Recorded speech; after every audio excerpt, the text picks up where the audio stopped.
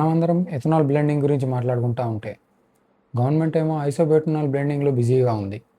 అసలు ఈ ఐసోబ్యూటనాల్ ఏంది? దీన్ని డీజిల్ ఎందుకు బ్లెండ్ చేస్తున్నారు? ఆల్రెడీ ఎథనాల్ ఉంది కదా, సో దాన్నే బ్లెండ్ చేయొచ్చు కదా. ఈ ఐసోబ్యూటనాల్ బ్లెండింగ్ వల్ల మనకు లాభం ఏంది, నష్టాలు ఏంది అన్నీ ఈరోజు ఈ వీడియోలో తెలుసుకుందాం. ఒకవేళ ఐసోబ్యూటనాల్ని డీజిల్లో బ్లెండ్ చేస్తే India will be the first country to blend isobutanol as biodiesel. అసలు ఇంపార్టెంట్ క్వశ్చన్ ఏంటంటే, ఈ ఐసోబ్యూటనాల్ బ్లెండింగ్ వల్ల మన ఇంజన్స్కి ఏమైనా డ్యామేజ్ అవుతుందా, అవ్వదా?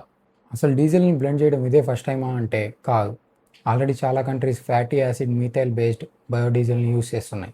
అసలు ఈ ఫేమ్ బయోడీజిల్ని దేంతో తయారు చేస్తారంటే seeds, vegetable oils, cooking oil and animal fat. So ఈ ఫేమ్ బేస్డ్ బయోడీజిల్ అనేది డీజిల్లో చాలా బాగా బ్లెండ్ అయిపోతుంది. అండ్ దీని సీటెన్ వాల్యూ కూడా డీజిల్తో కంపేర్ చేస్తే ఎక్కువ. అసలు ఈ సీటెన్ వాల్యూ ఏంటి అంటే, ఈ సీటెన్ వాల్యూ ఎంత ఎక్కువ ఉంటే ఇంజన్లో ఫ్యూయల్ అనేది అంత క్విక్గా బర్న్ అవుతుంది. సో దీనివల్ల ఇంజన్లో ఫ్యూయల్ని బర్న్ చేయడానికి ఇంజన్కి స్ట్రెస్ ఏం తీసుకోవాల్సిన అవసరం లేదు. అండ్ దీనివల్ల అడ్వాంటేజ్ ఏంటంటే, డీజిల్ ఇంజన్స్లో ఇది డీజిల్ లాగానే పార్ట్స్ అన్నిటికీ లూబ్రికేషన్ అనేది చేస్తుంది. So obviously wear and tear అనేది తక్కువ. అండ్ దీనివల్ల కార్బన్ ఎమిషన్స్ కూడా తగ్గుతాయి. కానీ ఈ ఫేమ్ బేస్డ్ బయోడీజిల్కి ఒక డిసడ్వాంటేజ్ ఉంది. అదేంటంటే, కూల్ వెదర్లో ఈ ఫేమ్ మాలిక్యూల్స్ అనేవి క్రిస్టల్స్ లాగా ఫామ్ అవుతాయి. సో క్రిస్టల్స్ లాగా ఫామ్ అయ్యి ఫ్యూయల్ ట్యాంక్ని బ్లాక్ చేస్తాయి, ఫ్యూయల్ లైన్స్ని బ్లాక్ చేస్తాయి. దీనివల్ల ఫ్యూయల్ అనేది ఇంజన్లోకి రాదు, కార్ అనేది స్టార్ట్ అవ్వదు. సో ఈ ఫేమ్ బేస్డ్ బయోడీజిల్ బ్లెండింగ్ వల్ల కార్ ఇంజన్స్కి పెద్ద డ్యామేజ్ ఏమి ఉండదు.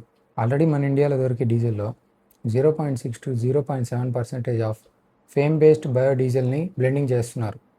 ఇప్పుడు మనకు డౌట్ రావచ్చు, ఆల్రెడీ ఫేమ్ బేస్డ్ బయోడీజిల్ని బ్లెండింగ్ చేస్తున్నప్పుడు కొత్తగా ఈ ఆల్కహాల్ డిరైవ్డ్ ఐసోబ్యూటనాల్ని బ్లెండింగ్ చేయడం దేనికని?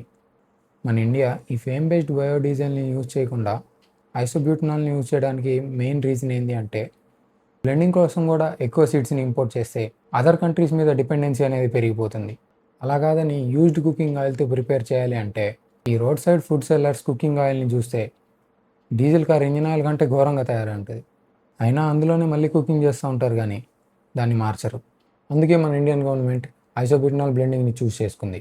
యాక్చువల్గా మన గవర్నమెంట్ ఫస్ట్ ఎథనాల్ని డీజిల్లో బ్లెండ్ చేయాలనుకుంది, కానీ ఆ బ్లెండింగ్ అనేది ఫెయిల్ అవ్వడంతో ఐసోబ్యూటనాల్ మీద టెస్టింగ్ స్టార్ట్ చేసింది.